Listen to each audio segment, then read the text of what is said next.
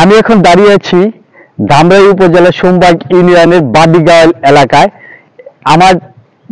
আমি যেখানে দাঁড়িয়ে আছি এটা একটি খাল এবং ঐতিহ্যবাহী খাল। এই খালের পানি প্রবাহিত হয়ে বংশী নদীতে চলে গেছে। এই খাল মাটি ভরাট করে মাটি ব্যবসায়ীরা মাটি ভরাট করে অভিযোগ উঠেছে। প্রতিকার চেয়ে এলাকাবাসী সাংবাদিকদের কাছে বলেন, তারা মাটি ভরাটের ফলে খাল দিয়ে পানি প্রবাহ বন্ধ হয়ে যায়, কয়েক হাজার ফসলি জমি জলাবদ্ধতার শিকার হবে, এমনটি এলাকাবাসীর দাবি।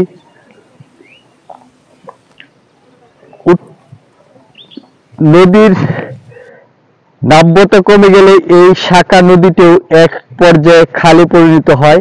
খালটি দেড়গ্রাম থেকে শুরু করে পৌরসভা হয়ে ধামরাই উপজেলা বংশী নদীতে মিলিত হয়েছে। খালটি দিয়ে স্বাভাবিক পানি প্রবাহ রক্ষার নির্মাণ করা হয়েছে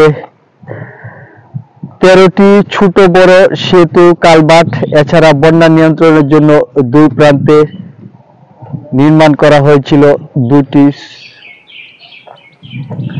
দীর্ঘদিন পরে খালটি অনেকটা ভরাট হয়ে গেলেও বর্ষা মৌসুমে পানি ঢোকা ও বের হওয়ার জন্য এই খালটি রক্ষা করা জরুরি। সরেজমিনে গিয়ে দেখা যায় এই বাদিগাঁওয়ের এই খালটি বাদিগাঁও মসজিদের সংলগ্ন। খালটিতে 100 ফুট লম্বা 30 ফুট চওড়া এলাকা ঘেরা দিয়ে প্রায় 20 ফুট উঁচু মাটি ভরাট করা হয়েছে।